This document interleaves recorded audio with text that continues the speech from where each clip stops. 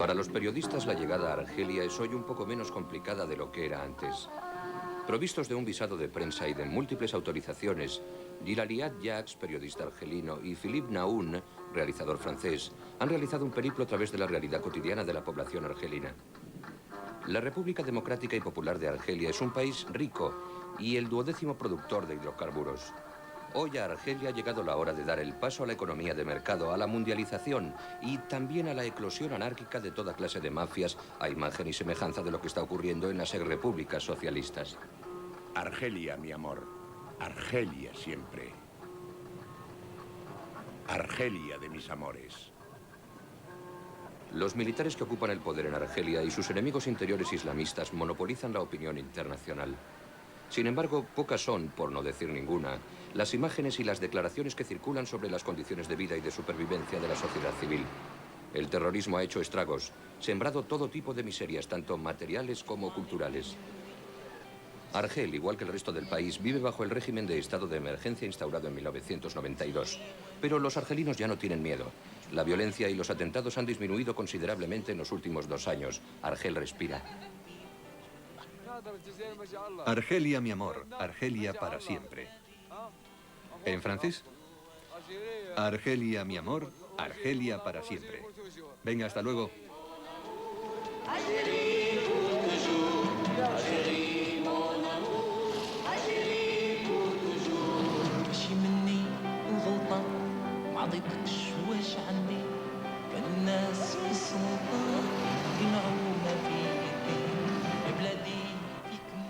Las principales calles comerciales están muy animadas y cientos de policías las patrullan. Aunque no van de uniforme, su presencia no pasa desapercibida. Para un periodista extranjero resulta imposible desplazarse sin protección armada. A menudo el guardaespaldas va sentado en la parte trasera del coche.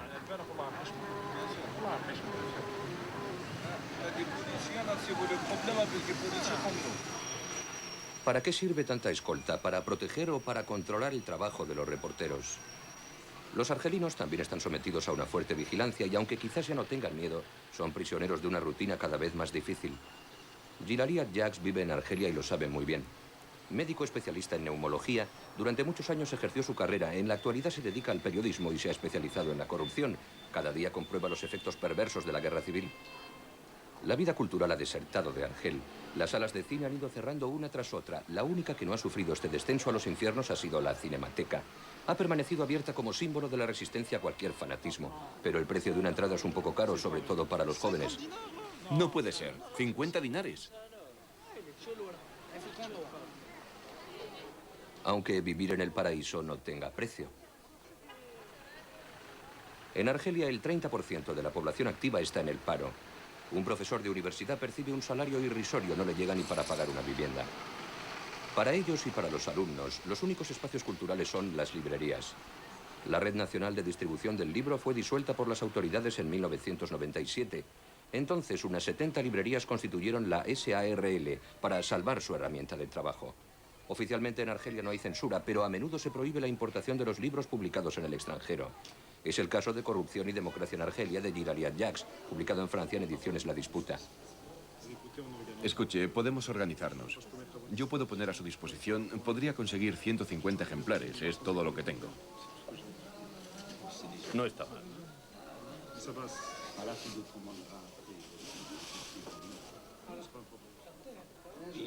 Me parece que usted firmó la petición con nosotros.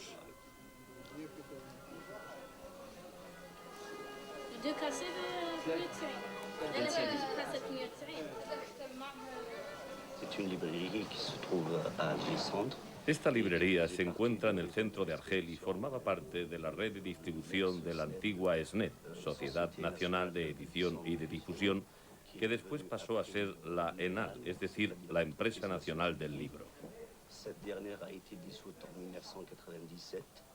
Esta última fue disuelta en 1997, hecho que a los trabajadores no nos hizo mucha gracia. Así que constituimos una asociación para la protección de las librerías, legalmente reconocida por el Ministerio del Interior, y emprendimos las acciones necesarias ante las autoridades, la prensa lanzamos mensajes de socorro, la prensa nos ayudó muchísimo publicando nuestros mensajes todos los días. Después de todo esto, todos los intelectuales argelinos firmaron una petición. Estas acciones causaron un gran revuelo y las autoridades decidieron otorgar las librerías para el beneficio de los trabajadores. El libro sigue siendo un artículo de lujo y las bibliotecas se han ido descuidando poco a poco. Así que los puestos de libros ambulantes que hay en las aceras proponen libros al alcance de todos los bolsillos. Hace 40 años, el 60% de los argelinos sabía leer y escribir. En la actualidad, el 75% de la población es analfabeta. Aun con todo, la prensa árabe y francófona prolifera. En solo unos años se ha pasado de un puñado de diarios gubernamentales a una multitud de periódicos privados que se dicen libres. Los kioscos se derrumban bajo tanta publicación. Después de años de lucha heroica por la libertad de expresión, hoy es difícil ocultar las paradojas y las contradicciones que invaden el mundo de la información en Argelia. Puesto que soy estudiante de ciencias políticas, sí, creo que sería una buena periodista. Diría la verdad, sobre todo. ¿En qué periódico? Libertad, por supuesto. ¿Por qué? Porque en general somos libres de expresarnos y de decir quiénes somos.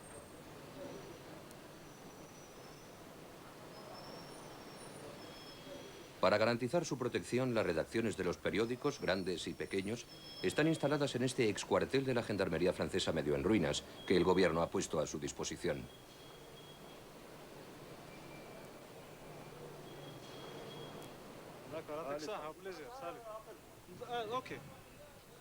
Las herramientas de comunicación y las condiciones de trabajo son muy precarias. Las disposiciones del Código Penal en materia de delitos de prensa acaban de ser severamente reforzadas. Al trabajo mal pagado del periodista se unen el hostigamiento judicial, los juicios por difamación por ofensa al jefe de Estado, los atentados contra los cuerpos constituidos y otras causas de inculpación.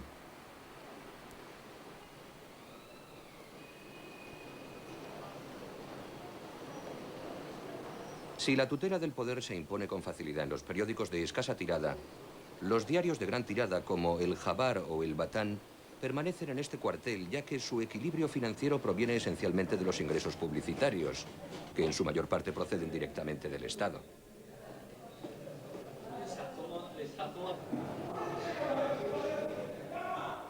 Los lectores son severos con respecto a la prensa escrita, pero siguen dirigiéndole un abundante correo, una mezcla de quejas y de análisis perspicaces sobre los escándalos con los que se encuentran todos los días.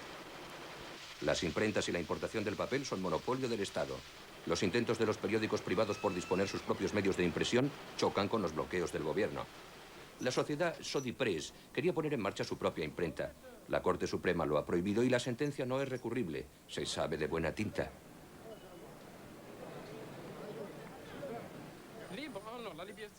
¿Libre? Oh, no. Yo creo que en Argelia casi hay demasiada libertad. Tenemos incluso la libertad de mentir.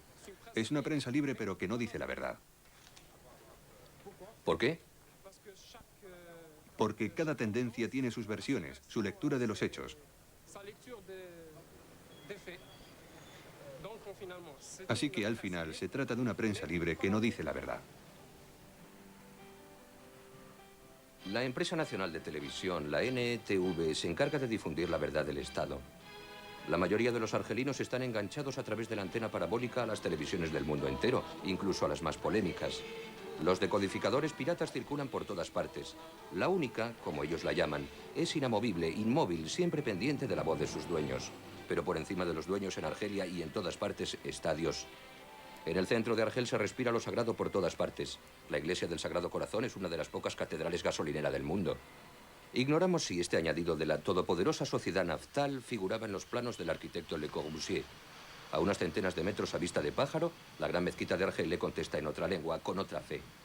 El Islam, religión del Estado, figura en la Constitución, aunque esta última garantice la separación de los poderes. Dios está en su sitio.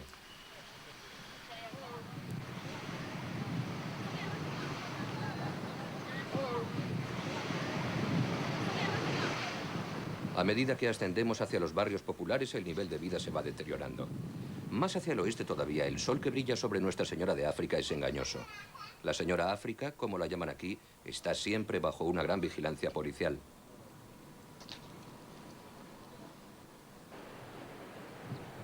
Ya pasaron los tiempos en los que se enterraba juntos a judíos, cristianos y musulmanes en este magnífico cementerio a los pies de la catedral.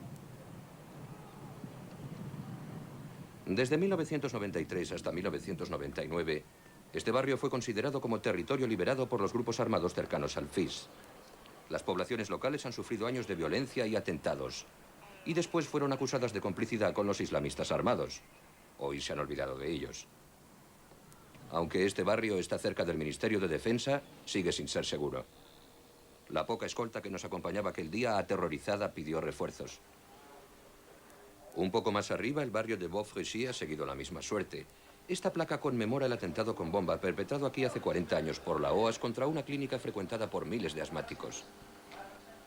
En estos últimos 10 años, el Ministerio de Sanidad ha tratado en varias ocasiones de cerrar esta clínica definitivamente y entregarla por un dinar simbólico a los especuladores del terreno.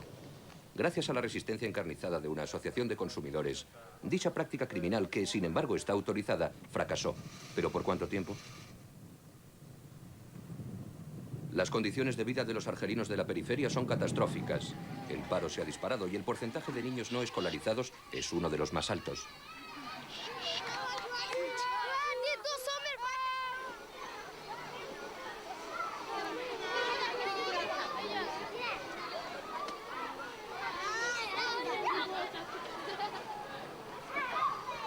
Salvo sus habitantes, nadie se atreve a aventurarse por aquí. Los servicios de higiene y de obras públicas de la ciudad ya no se atreven a venir. Los vertederos se multiplican, las calzadas están llenas de baches, las casas abandonadas. Como ejemplo, valga esta escombrera al aire libre cercana al aeropuerto al este de Argel. Todos los gobiernos que se han ido sucediendo desde hace más de 20 años han prometido cerrarla. Las muestras que se han tomado revelan que el aire contiene un alto porcentaje en dioxina. Como si nada, sigue envenenando a las poblaciones cercanas, ocasionando serios problemas de salud pública. El aire es irrespirable en un radio de varios kilómetros. Los niños y los adolescentes seleccionan los desechos por algunos dinares. Algunos viven aquí permanentemente.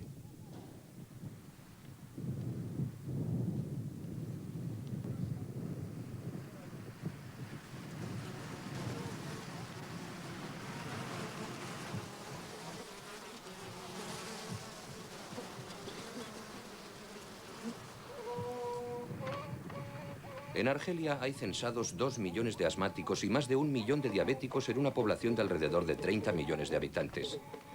Los niños, muy deteriorados por la miseria, envejecen prematuramente. Están expuestos a las malas condiciones y a cualquier enfermedad. A algunos kilómetros de aquí, al borde del mar, 300 familias viven en chabolas. Han huido del terrorismo y no tienen domicilio fijo. Argel posee decenas de centros de acogida, pero a menudo lo transitorio se convierte en definitivo.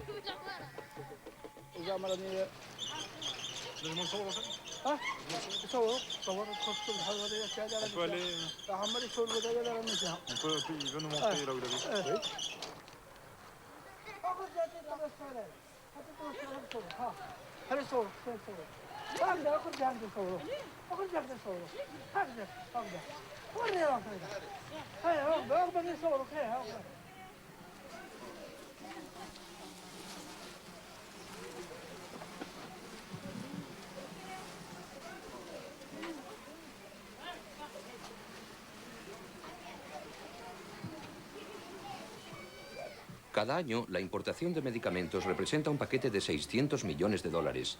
¿Pero a dónde va todo ese dinero? La respuesta es simple: a los bolsillos de la mafia del medicamento. El monopolio del mercado lo ostenta un puñado de importadores apadrinados por la nomenclatura del régimen y, sobre todo, por el Ministerio de Sanidad. Argelia es el único país del mundo que no negocia el precio de los medicamentos importados. De modo que dos operadores pueden comercializar el mismo medicamento importado con una diferencia en el precio que puede oscilar entre 1 y 10. El Estado no interviene y la Seguridad Social, que se encuentra al borde de la quiebra, lo reembolsa todo. Es la pescadilla que se muerde la cola. Se podría decir que el estado de salud general de los ciudadanos es inversamente proporcional al de los beneficios que obtiene dicha mafia.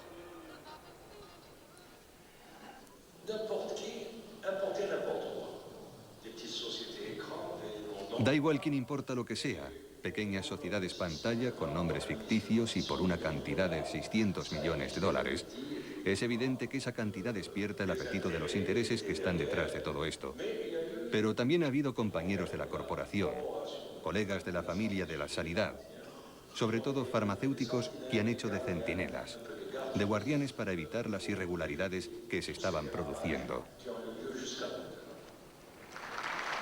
El ministro realizó estas declaraciones en el Hotel Horaci el día anterior a una conferencia sobre la pobreza. En esta conferencia, con gran presencia de los medios de comunicación y muy costosa para los bolsillos de los contribuyentes argelinos, estaban también representadas las grandes instituciones financieras internacionales, la Unión Europea y la ONU. ¿Quién es pobre? ¿Dónde está y por qué es pobre? Es el diagnóstico médico, terapia y cuidados, así será más fácil. Pues precisamente en relación con esta terapia, ¿cuáles son las posibles proyecciones? ¿Cuáles son las perspectivas? Hay una estrategia para 5 años con 5 programas nacionales y 5 programas locales pilotos. Los 5 programas nacionales giran en torno a la vivienda, el acceso a la vivienda de los pobres, los bajos créditos para los pobres, la formación de los jóvenes para el empleo. Se trata de unos programas de sanidad para los pobres. ¿Se dan cuenta? Hemos tocado todos los sectores y sobre todo el desarrollo, la diversificación de la agricultura y todo para reducir la pobreza. En este país, a la pobreza hay que añadir los efectos devastadores del terrorismo. Eso hay que tenerlo en cuenta. Vamos a movilizar los recursos nacionales propios con los ingresos que hemos conseguido obtener gracias a la estabilización del precio del petróleo y también vamos a recurrir a las instituciones internacionales. Préstamos con un tipo de interés aceptable y con bonificaciones. Y yo creo que en 5 años habremos reducido considerablemente la tasa de pobreza en Argelia. No lo dudamos, pero entonces, ¿por qué a principios de 2001 el gobierno decidió subir el precio de la leche un 25%, haciéndolo inaccesible para la gran mayoría de los hogares argelinos, como por ejemplo los de este poblado de Chabolas de Intaya, a 30 kilómetros al oeste de Argel? Así que los ingresos del petróleo no se deben dedicar al mantenimiento del precio de la leche ni al realojo de estas mujeres y niños. La mayoría de ellas son viudas de Said y de mártires de la revolución. Están dispuestas a seguir sus pasos, a remendar la bandera argelina y la banderola que la policía ha rasgado.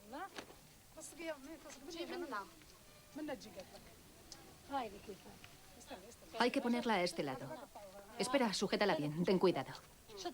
Hace unas semanas intentaron ocupar el edificio nuevo y vacío alrededor del cual se encuentran instaladas sus familias desde hace varios años. La policía las expulsó brutalmente.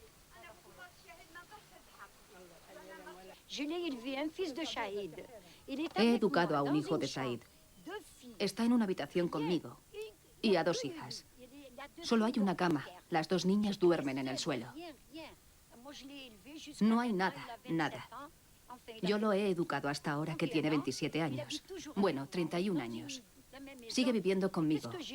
Todos en la misma casa y menuda casa. Es una casa de cerdos. Una casa de rata. Una casa... No sé cómo explicarle cómo es mi casa.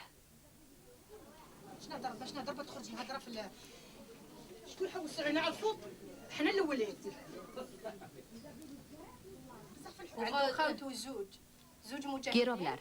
Quiero hablar. Ellos te conocen. Él tiene 2 hermanos, 2 mujaidines.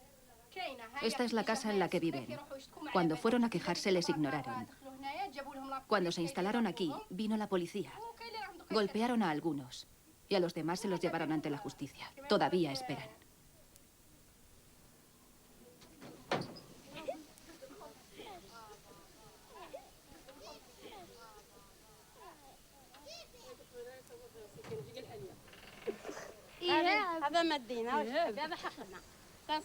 Esto es lo que pudimos encontrar. Vine aquí con mis 2 hijas y sigo aquí por ellas. Todos los años tenemos inundaciones. Chapoteamos en el agua. Ni siquiera los bomberos pueden evacuar el agua. Chapoteamos en el agua. Además, estas casas están hechas con tablas. Si al menos fueran de hormigón.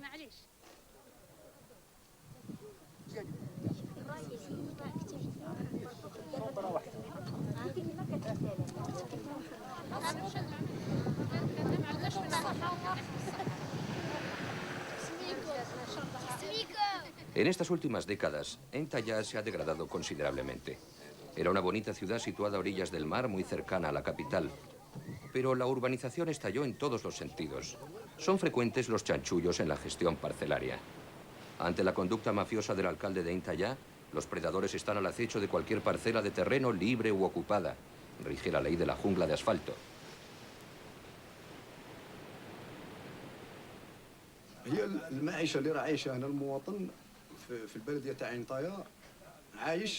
En el municipio de Intalla, el ciudadano está bajo la dominación de la municipalidad.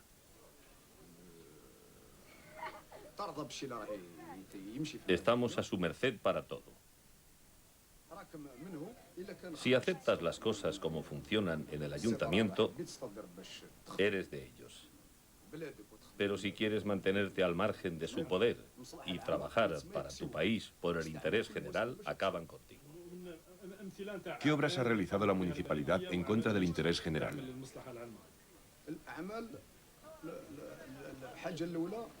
En primer lugar, se ha apropiado de los bienes de la comunidad.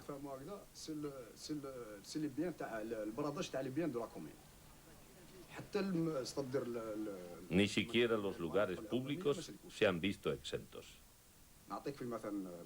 Por ejemplo, hay una plaza llamada Fuente Fresca. Esta fuente se conoce desde la antigüedad. Quizás el nombre de Aytaya venga de ahí. ¿Y qué pasó? Bajo esta fuente pública hay un manantial, una capa de agua. Todos bebíamos de esta fuente y se acabó. ¿Por qué?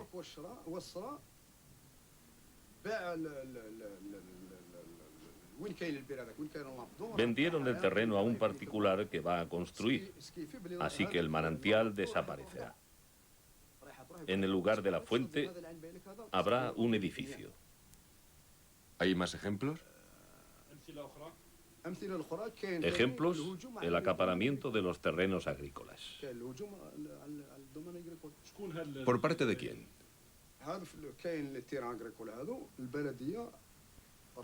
La municipalidad se los quita arbitrariamente a sus propietarios y se los da a personalidades. ¿Hay muchas personalidades? Sí, muchas, incluso dentro de la justicia. Magistrados, de la justicia, del poder, y qué sé yo quién más. Así es como actúa el ayuntamiento. ¿Utiliza las personalidades? Son sus armas. Hemos escrito, han aparecido artículos en todas partes. Incluso hemos escrito al presidente Buteflika para denunciar la actuación del alcalde. Su arma, comprar a la gente mediante terrenos, viviendas. Así que compra a las personalidades.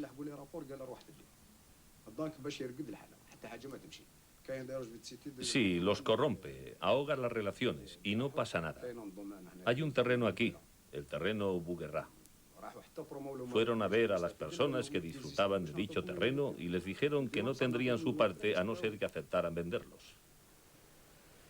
Las condiciones de vida e higiene pueden dar lugar a cualquier catástrofe. Hace algunos años en Intalla se declaró una epidemia de fiebres tifoideas. Las aguas residuales se habían introducido en el depósito del agua potable. En la actualidad, Intalla todavía está a la espera de unas tuberías que le permitan reparar el depósito de saneamiento. Seguro que están bloqueadas en algún lugar del puerto de Argel.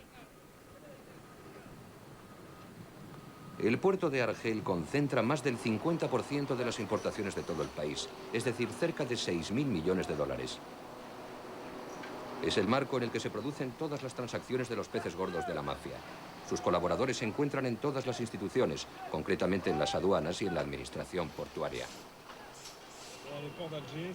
El puerto de Argel es una ciudad dentro de la ciudad, pero es una ciudad totalmente cerrada, una ciudad inmensa. Es evidente que hay una actividad muy importante, una importante actividad cuya esencia es la actividad de importación.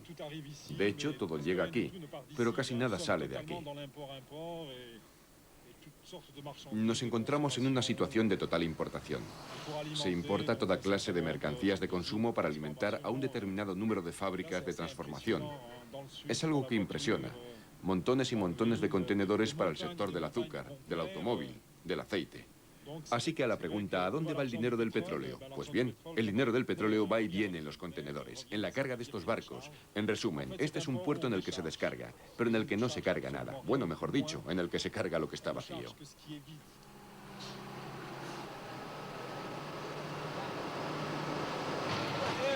El puerto de Argel esconde otra actividad no tan conocida.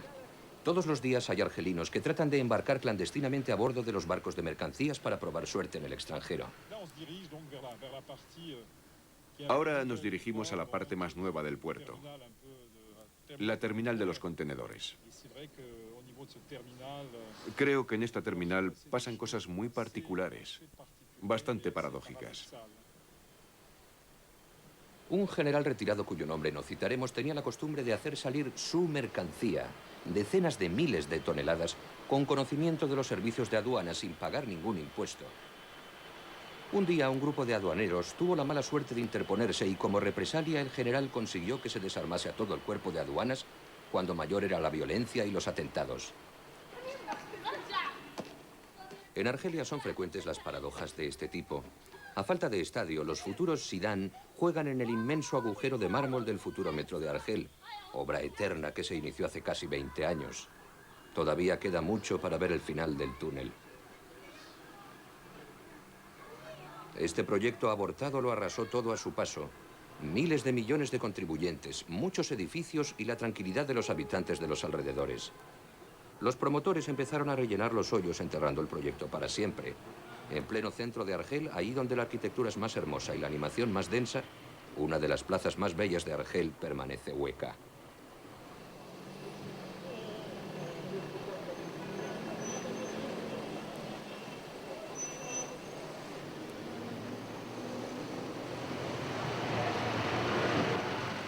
Algunas veces, cuando llega la noche, los argelinos que no están delante de la televisión intentan distraerse. Van al otro lado de la plaza, al barrio de la universidad, que poco a poco empieza a resurgir. Han reparado los escaparates, han restablecido el alumbrado público. Les gustaría que viniesen los turistas y las divisas. Por desgracia, el gobierno acaba de imponer nuevos horarios de cierre a los establecimientos que aparecen en la lista de actividades perjudiciales, o sea, los cafés y los restaurantes. Las 11 de la noche y las 9 para los que vendan bebidas alcohólicas. El toque de queda afecta también a las nuevas salas de proyección de vídeo en DVD que han sustituido a los viejos cines, hoy en quiebra.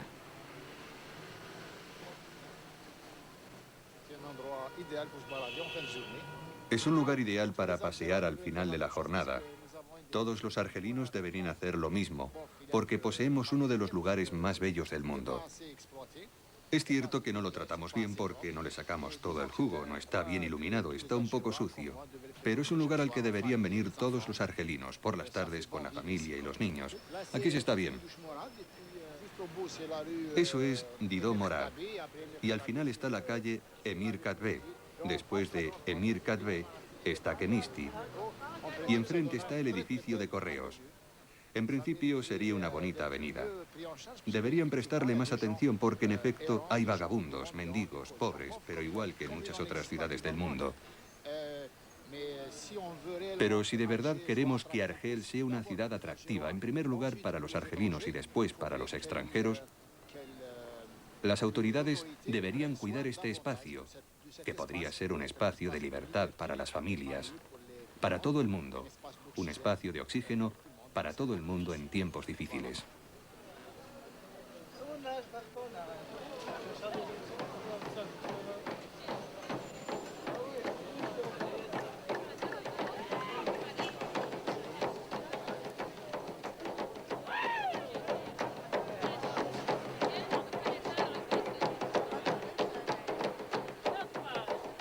El discurso oficial habla sobre la apertura a los turistas extranjeros, pero los guardias del templo prefieren situar los focos de perversión alejados de la ciudad.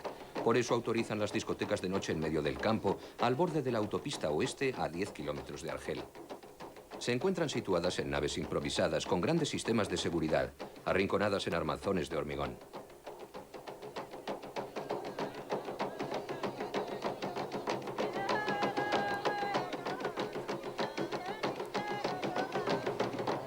Los ricos vendedores de pollos del mercado vienen aquí a desplumarse por la noche.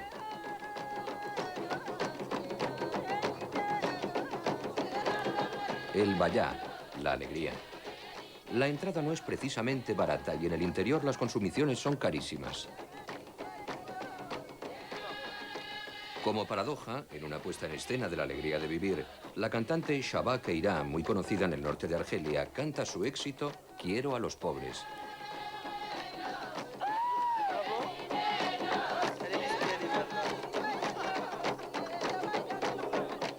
Mientras tanto, en la ciudad, a la luz del monumento a los mártires y de la única, la televisión del Estado, la inmensa mayoría de los jóvenes se alimenta del satélite. Gracias a la imaginación viven en otros lugares y muchos ya se sienten en ellos. Soñando con una vida a la altura de sus ambiciones, se dejan llevar hacia el extranjero. ¿Estará condenado Argel a sobrevivir solo de día?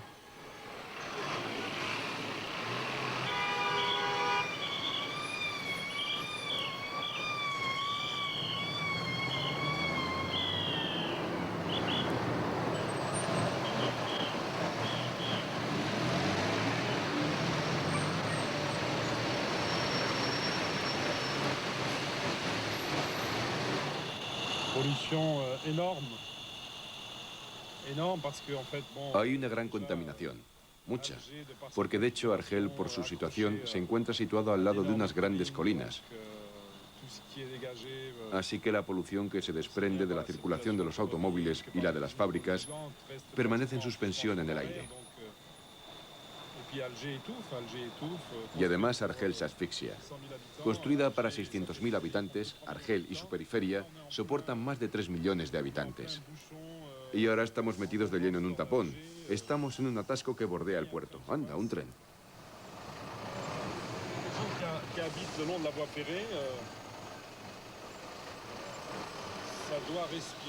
Las personas que viven al lado de las vías férreas sí que deben respirar cosas perjudiciales. Eso explica no solo el hecho de que Argel sea una de las ciudades más contaminadas, sino también que el número de asmáticos no deje de aumentar de forma fulgurante.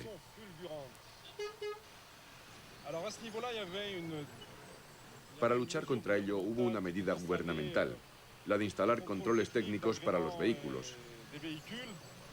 Hace 3 o 4 años que dichos textos existen y el Ministerio de Transporte, que debería ser el encargado de poner en marcha esta medida, ni siquiera ha instalado los susodichos centros de control técnico de los vehículos. Y todo por cuestiones presupuestarias. Es bastante paradójico.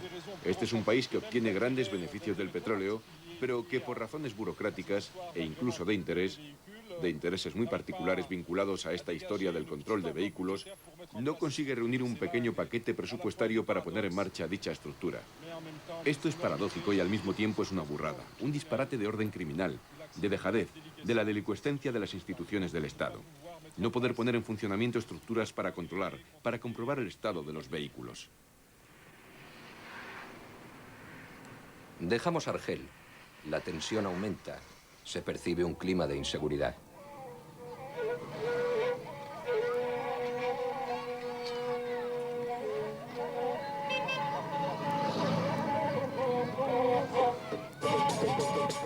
Estamos en Meftá, en el corazón de Mitilla, la llanura más fértil de Argelia, apenas a unos 20 kilómetros de Argel.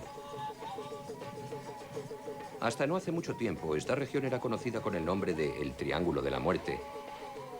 Es cierto que de nuevo se puede circular de día, pero la atmósfera es muy pesada. De hecho, nuestra escolta de la gendarmería se ha visto reforzada porque aquí las cosas pueden cambiar de un momento a otro.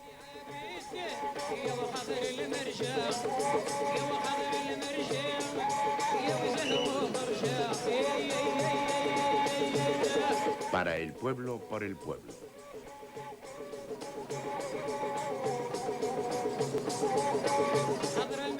La ciudad parece recubierta de una polvorienta película gris claro. Proviene de esta gigantesca fábrica de cemento que hace poco ha abierto sus puertas de nuevo. Un atentado con bomba dañó seriamente la sala de mandos. Los niños pobres de Meftá ya pueden volver a trepar por las hormigoneras para limpiar el interior y ganar así algunos dinares.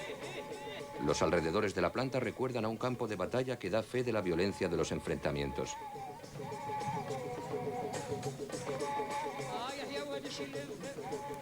Aunque parezca que la vida se ha reanudado, la agricultura está gravemente amenazada. El hormigón ha avanzado de forma inquietante por entre las huertas y los vergeles.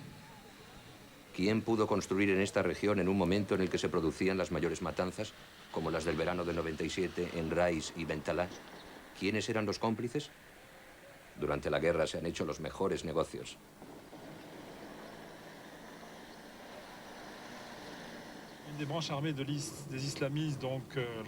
Una de las ramas armadas del IS, los islamistas, han depuesto sus armas y se han instalado en la ciudad. Tratan de realizar una actividad civil con toda normalidad, pero su presencia es cada vez mayor y resulta algo amenazadora. A diario retoman sus actividades políticas habituales. Las familias de las víctimas o los allegados a las víctimas del terrorismo siempre acaban encontrándose con los grupos que circulan por la ciudad. Estamos en el corazón de Mitilla. Aunque el hormigón haya avanzado tanto, todavía quedan algunos árboles. Resulta extraño el ver tantas fábricas en medio de los campos de cultivo. Estos riachuelos, totalmente secos, se transforman en vertederos. El entorno de esta región ha sufrido un duro golpe. 24 de octubre. Son las 5:12. Entramos en Bufarí, en pleno centro de Mitilla, en una región de naranjas, o al menos lo que queda de ellas. Y el barrio libre. Ya no hay nadie, ya no tenemos escolta. Se ha ido, no sabemos qué hacer.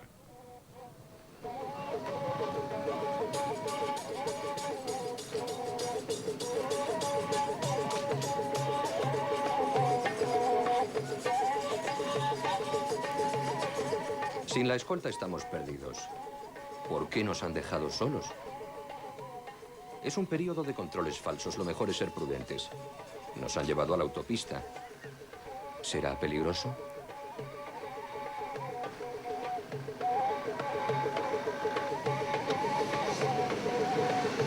No estamos de suerte, Philip. Vaya puesta en escena. Nuestra escolta ha regresado reforzada. Esto dice mucho sobre la naturaleza de los riesgos que pesan sobre la población.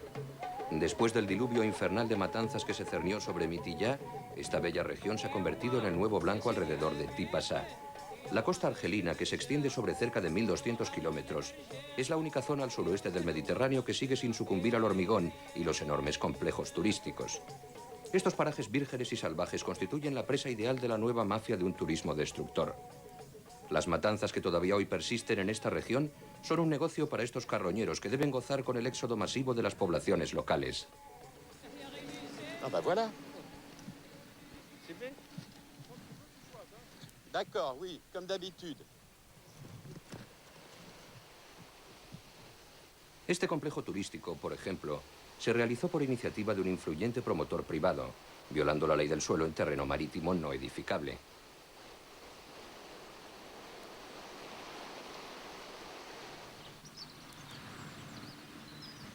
Está situado enfrente de una montaña poblada de árboles, punto de referencia de los grupos armados que todavía están en actividad. ¿Quién protege a quién en este sector militarizado en el que abundan los cuarteles de la gendarmería?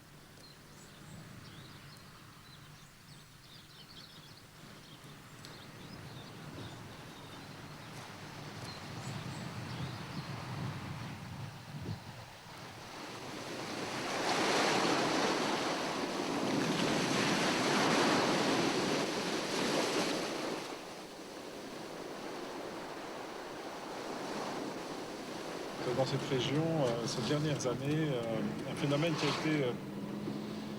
En estos últimos años, en la región se ha producido un fenómeno sorprendente relativo a la violencia. Atentaban contra los pequeños, niños y niñas, contra los ganados. Los lugareños trataban de proteger sus animales. Consiguieron así que la mayoría de los pueblos se quedaran desiertos. Dejando así el camino libre a la especulación. Lo hemos comprobado antes. Eso es. Cuanto más desierto se queda todo, más fácil resulta realizar toda clase de especulación inmobiliaria, del terreno, sobre las tierras de cultivo, las zonas dedicadas a la ganadería, la costa. También es cierto que una vez sembrado, el terror se propaga rápidamente. Claro, y la gente huye. Y la gente huye. Intenta marcharse a otros lugares. Se marchan a los poblados de chabolas que rodean a las grandes aglomeraciones. En el mejor de los casos, se refugian en casa de familiares, de allegados. Los que tienen más recursos pueden encontrar pisos de alquiler, pero la mayoría carecen de ellos. Es un drama.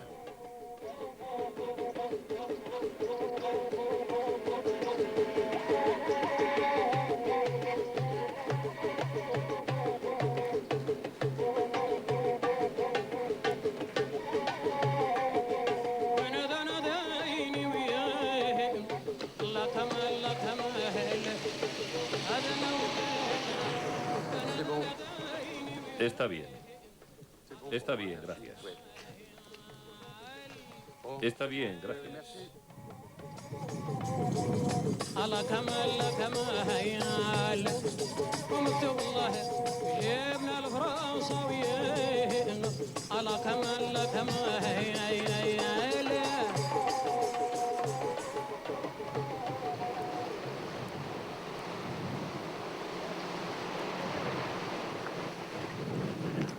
Nosotros trabajamos con toda libertad. Realmente no hay por qué tener miedo. Estamos bien protegidos. Lo digo para los amigos franceses que se preguntan qué es lo que está pasando. Siguiendo la carretera de la costa, un poco más lejos está el bello puerto de Cherchell, en el que muy pronto cesará toda actividad.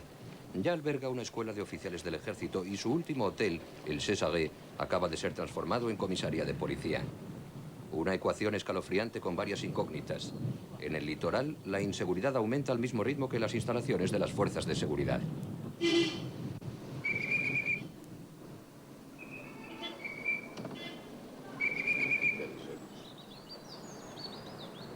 Las ruinas arqueológicas de Cherchell y Tipasa no han escapado a la destrucción y a los saqueos de todo tipo. Estas ruinas, que tanto le gustaban a Albert Camus, están abandonadas desde la noche de los tiempos.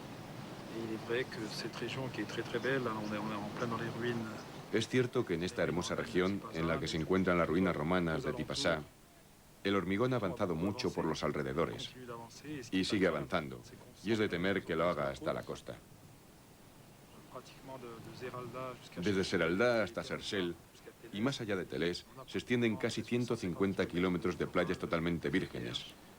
Unas zonas muy golpeadas por la violencia, por el terrorismo y por toda clase de presiones,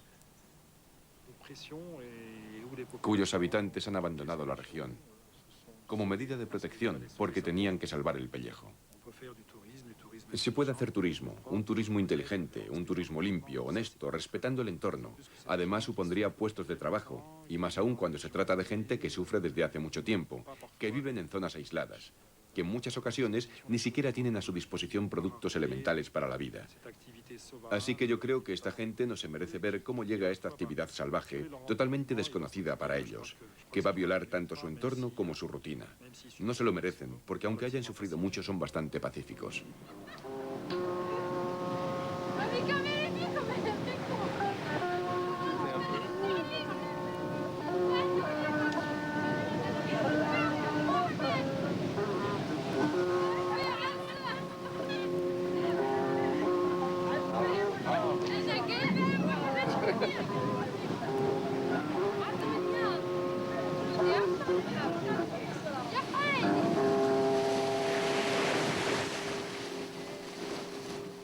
Pero el turismo no va a convertirse en el segundo petróleo de Argelia de la noche al día, digan lo que digan las autoridades del país. Sin embargo, el petróleo, el auténtico, está en pleno apogeo. La empresa Sonatrach y sus filiales se han instalado en Angers, a 350 kilómetros de Argel. Poseen la mayoría de las instalaciones dedicadas a la exportación de hidrocarburos al resto del mundo. Están conectadas mediante oleoductos a todos los campos petrolíferos y de gas del Sáhara argelino. A Messaoud, a Sigermel, a Ain Amenas. Desde 1996 también hay conexiones directas mediante gasoducto con España, vía Córdoba, y con Italia. En un proyecto de reforma económica, el gobierno argelino quiere sustraer a Sonatrach, sociedad nacionalizada, el monopolio sobre los hidrocarburos. A principios de los 90 ya se vio sacudida por la introducción de un socio extranjero que se aprovechó sobre todo de las empresas americanas.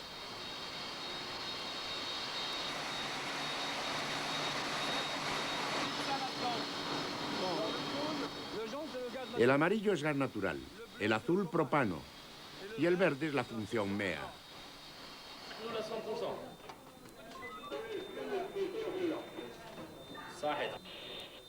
El ministro de Energía, Shakib Relel, acaba de anunciar la creación de otra entidad diferente a Sonatrach, que proporcionará contratos, los controlará y facilitará la inversión en el ámbito del petróleo y el gas.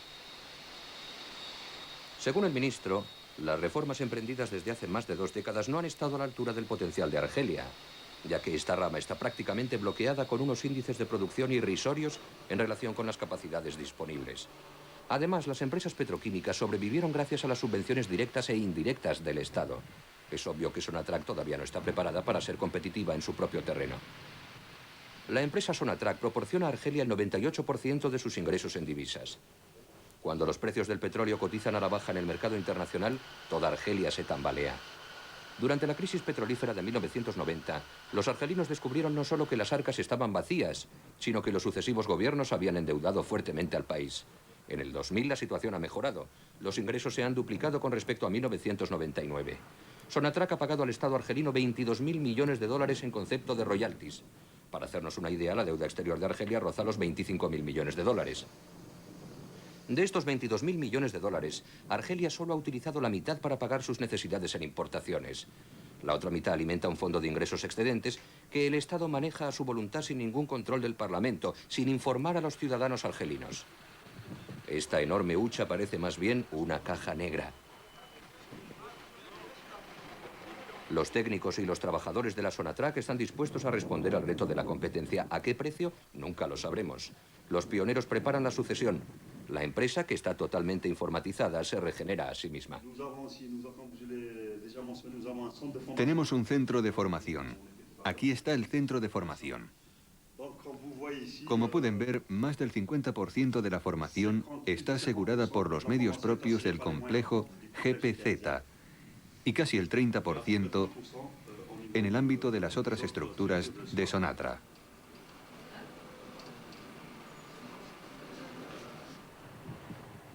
Con todos sus kilómetros de tuberías, Sonatrach todavía no ha dicho la última palabra.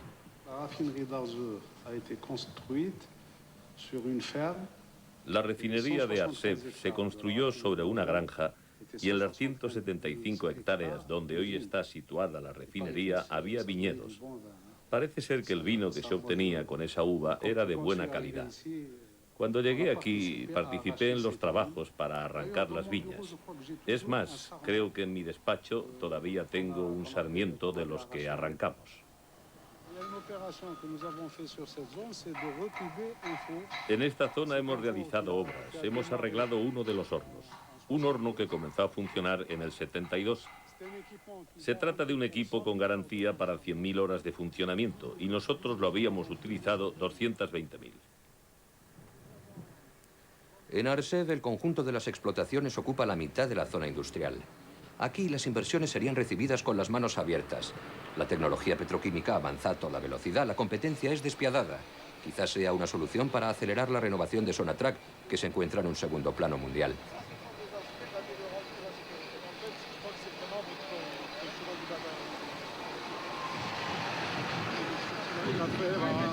¿Cuántos años necesitaron para convencerles de las obras que había que hacer? Me refiero a los presupuestos. Muchísimo más tiempo del que se tarda en realizarlas. Su realización supone 16 meses. Convencerlos nos costó entre 26 y 30 meses.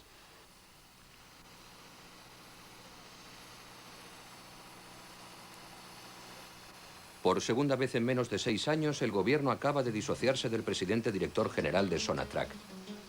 30 años después, el gobierno argelino vuelve a poner en tela de juicio las nacionalizaciones, aunque Sonatrach haya logrado realizar una reestructuración como multinacional compuesta por 18 sociedades diferentes, lo que le da un carácter algo independiente frente a los intentos mafiosos del poder para sacar un beneficio mayor de ella.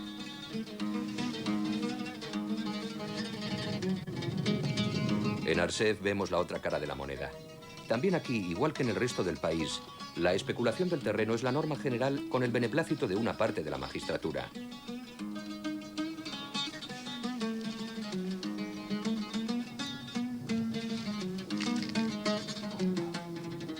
Pero una vez que el petróleo sale del pozo, ¿a dónde van los beneficios? ¿Cómo se reparten? ¿Quién los disfruta? ¿Y qué pasa en Argelia con todos aquellos que no tienen costa al norte ni gas natural al sur?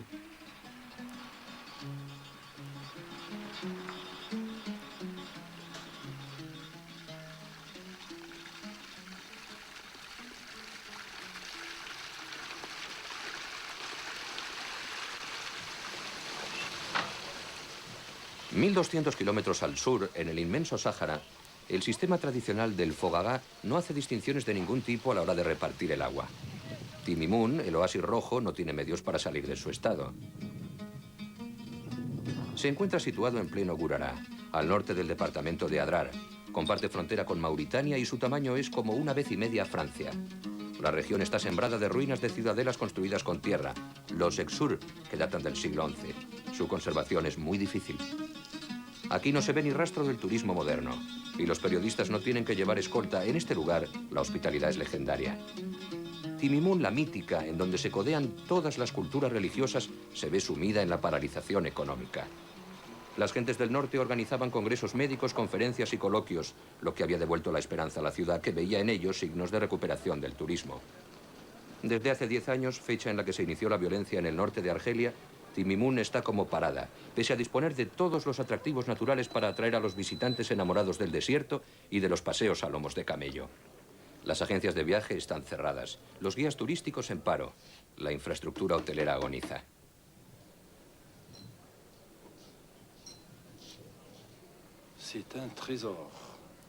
Es un tesoro. Esto es un auténtico monumento histórico.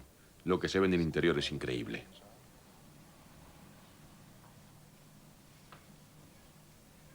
Esto es lo que queda del hotel más antiguo del Sáhara argelino, el Oasis Rojo, en donde se alojó en los años 20 la Gran Duquesa de Luxemburgo. Cerrado desde hace mucho tiempo, se deteriora poco a poco. Un proyecto municipal planea transformarlo en Museo de Arte y Artesanía de Gurará para evitar que acabe en manos de un especulador inmobiliario.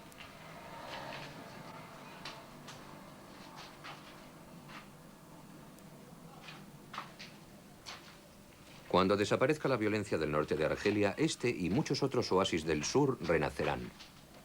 Mientras tanto, Timimoun se conforma con sobrevivir y poco a poco se transforma en ciudad guarnición con todo lo que eso conlleva.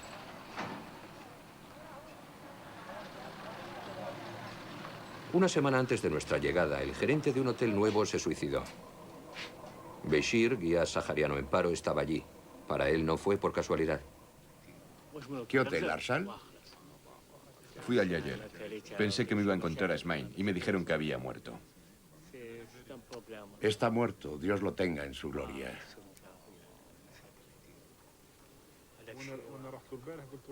Qué bien nos lo hemos pasado con él. Sí, lo hemos pasado bien. Claro que sí. Lo único que no muere es la verdad. La verdad. De las personas, solo, únicamente nos quedan los recuerdos.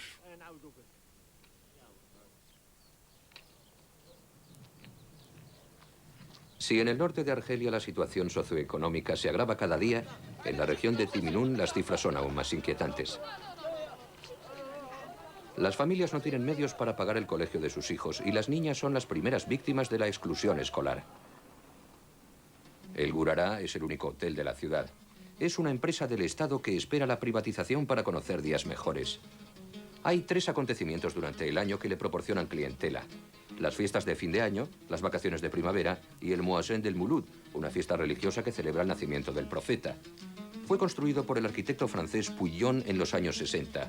Domina el espléndido palmeral de Timimoun, que es el último reducto de autosuficiencia alimentaria frente al retorno de la pobreza.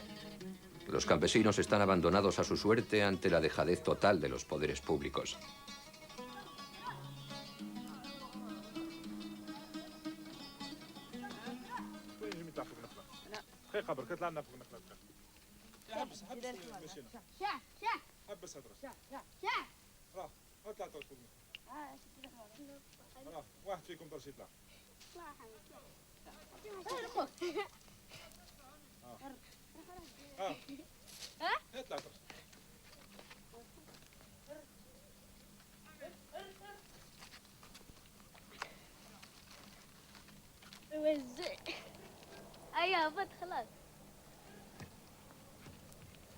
Y sin embargo, no se necesitaría gran cosa para que Timimun la Roja pudiera asegurar una vida decente a todos sus habitantes. Más al oeste, cogemos la carretera hacia el Gran Erg Occidental. Hay dunas por todas partes a lo largo de varios cientos de kilómetros cuadrados, hasta donde la vista alcanza. Vamos a 80 kilómetros de Timimun, a Asdir, un pequeño oasis perdido en esta inmensidad de arena. 35 años después de la independencia, la electricidad ha llegado por fin a la región. Aquí, 6.000 personas sobreviven luchando contra el avance de la arena. Una población que salió del anonimato en 1995 al declararse una epidemia de sarampión. Se tuvo constancia de 300 casos, 30 mortales, un hecho insólito. La prensa escrita se hizo eco de la noticia. Abderrahman. ¿Dónde está Abderrahman? Está ahí. Acordaos de las condiciones del reportaje.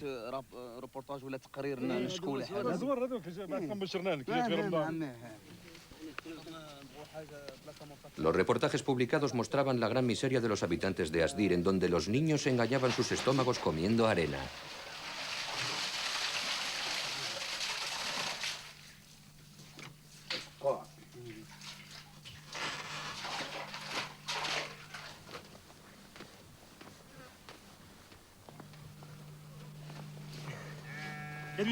¿Saben que existe el esquí de arena?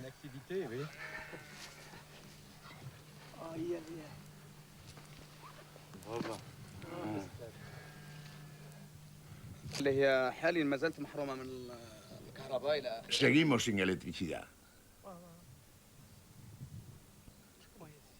Y para colmo, Asdir, a pesar de tener 6.000 habitantes, ni siquiera es un municipio. La ciudad está adscrita a una cabeza de distrito que se encuentra situada a más de 50 kilómetros.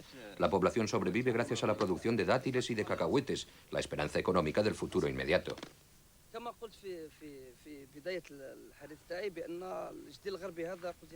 Como ya decía al principio, junto con el margen oeste de Asdir y el margen que se encuentra a 1,5 kilómetros solamente, el conjunto cuenta con 5.000 habitantes. Deberíamos formar una fuerza, y esta fuerza debería verse representada en la fuerza de la ley, en el Estado. Si el Estado está presente, nosotros podremos asumir las responsabilidades. Si no es así, no podremos hacer nada. Por ello deploramos lo que ha pasado en las últimas elecciones, en el ámbito de la municipalidad. Pero vamos a luchar, no vamos a quedarnos con los brazos cruzados. Como ya he dicho, nuestro objetivo es trabajar por el país. La gente tiene derecho a elegir a sus representantes. No hay que imponer uno u otro bando. Hoy, gracias a Dios, el pueblo entiende, hay que dejarle la libertad de elegir.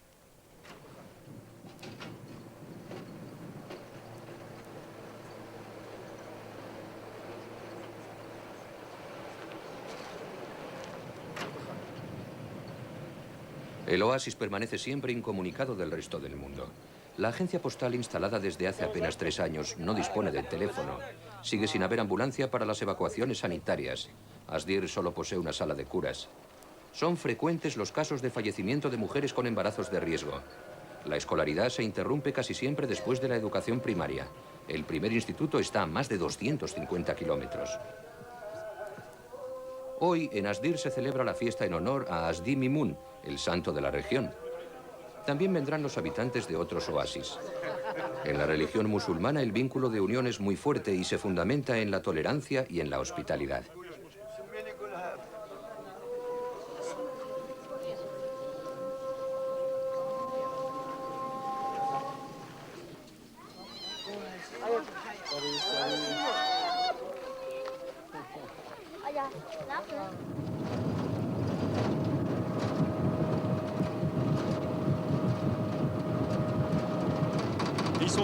aussi déterminés, aussi résolus à... Siguen estando determinados y dispuestos a mejorar su suerte, a mejorar su situación, a pesar de la poca repercusión que tienen sus múltiples llamadas a las autoridades locales, a las autoridades regionales e incluso nacionales.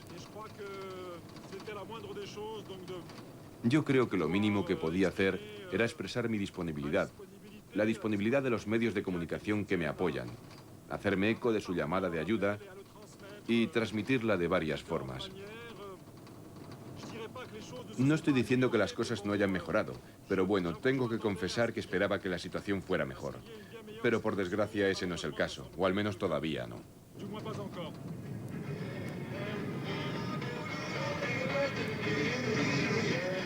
La auténtica esperanza de Argelia no está en los cambios de gobierno, sino en el desarrollo del movimiento de los ciudadanos. Los jóvenes emprendedores que quieren establecerse, fundar familias, tienen que tomar conciencia de la pesada misión que les espera, ya que la transparencia tardará en llegar. Argel bajo las fuertes lluvias es un Argel inundado. Es un Argel en el que el agua penetra en todas partes, utilizando un símil con la imagen del país. Por más que tratan de colmar las brechas no hacen más que aumentar. Cuando pienso en los miles de argelinos que viven en chabolas, en lo que se ha dado en llamar ciudades de tránsito, bajo las tiendas, debe ser muy duro para ellos porque además de la miseria, de la pobreza y de la exclusión, se encuentran con esta lluvia, con toda esta agua. Cuéntale lo que hemos vivido. Acabamos de salir de una gran sequía. Ha sido un año muy duro. No ha llovido nada. Los pantanos están secos. No hay que olvidar que en Argel hay restricciones de agua. Los hogares tienen agua un día sí y otro no. Y la situación podría ser peor. Si tuviésemos la desgracia de que la sequía se repitiese este año, las restricciones podrían aumentar.